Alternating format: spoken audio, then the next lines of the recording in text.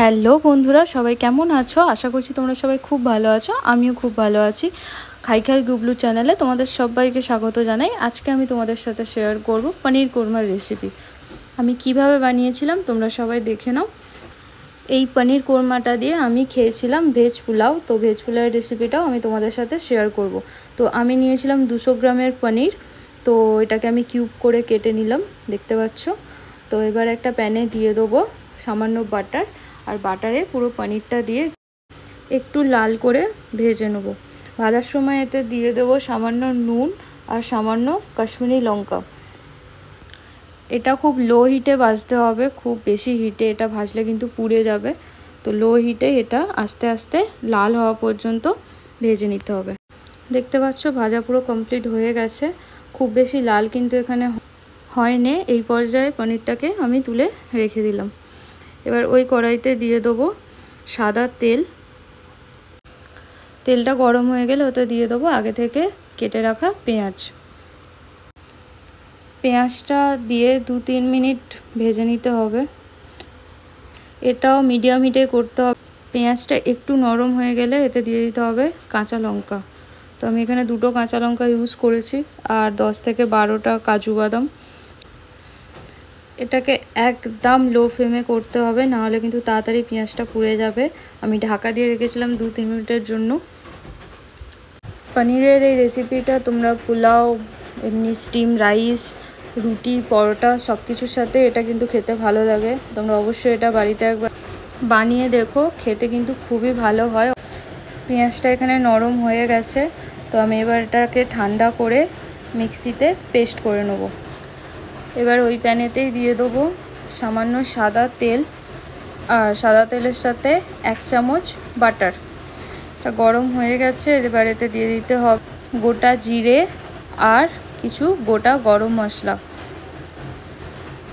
এরপর দিয়ে দেবো আদা রসুন বাটা। এটা দিয়ে ভালো করে কিছুক্ষণ কষিয়ে নেব। কষিয়ে নেওয়া হয়ে গেছে। এরপর এতে দিয়ে দেবো কাজু আর অনিয়নের যে পেস্টটা বানিয়ে নিয়েছিলাম, ওটাই এবার এতে দিয়ে দেবো। এবার এটাকে ভালো করে কষিয়ে নিতে হবে, প্রায় 3-4 মিনিট ধরে লো হিটে এটাকে ভালো করে কষিয়ে নেব। পনির খেতে কার কার ভালো লাগে অবশ্যই তোমরা কমেন্ট করে জানিও। দেখো 2-3 মিনিট হয়েও গেছে আর কালারটাও একটু চেঞ্জ হয়েছে। তো এবার আমি এতে দিয়ে দেবো ফ্যাটানো টক দই।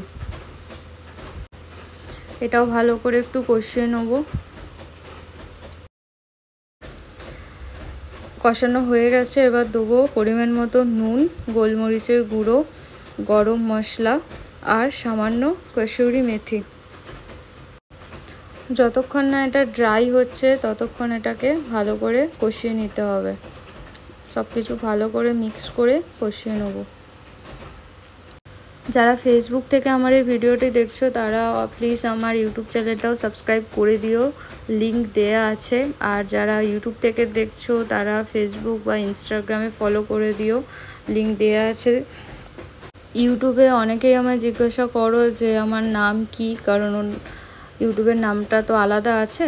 তো তারা ফেসবুক বা ইনস্টাগ্রামে ফলো করতে পারো, ওখানে আমার আসল নাম আছে, তো ওখানে দেখে নিতে পারবে। দেখতে পাচ্ছ গ্রেভিটা পুরো ড্রাই হয়ে গেছে।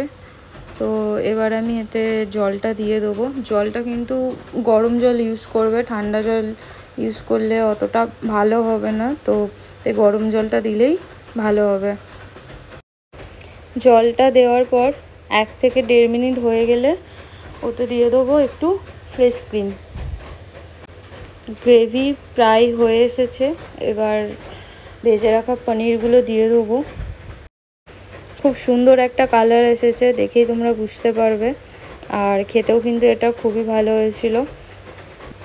তা হয়ে গেছে। এবার এতে দিয়ে দেবো আগে থেকে ভেজে রাখা পনিরগুলো। নামানোর সময় একটুখানি শুধু গরম মশলা দিয়ে দিও। সবাই ভালো থেকো, সুস্থ থেকো, আরও খেতে থাকো। ভিডিওটি ভালো লাগলে লাইক, কমেন্ট আর শেয়ার করে দিও। দেখা হচ্ছে নেক্সট ভিডিওতে। টাটা।